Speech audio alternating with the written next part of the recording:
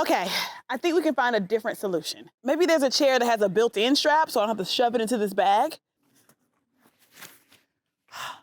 Finally! But seriously, how many times have you struggled to get a chair like this into the bag? It's raining, the game is over, and now you created another catastrophe. This is one of the first chairs I've seen that has a built-in carry strap. But that's not even the best part.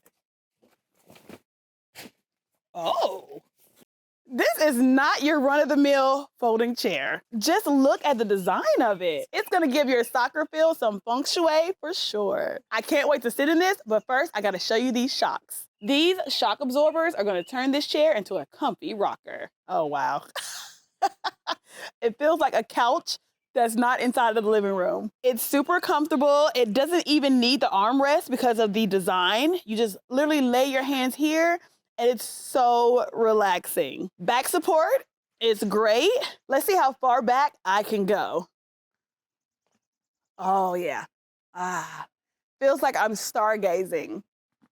I can definitely see this being good for the beach, the park, the game, or your backyard. So over here on this side, we have 2 storage containers for your 2 drinks, snacks, whatever you might have brought, or for your phone. Breaking it down is super quick too.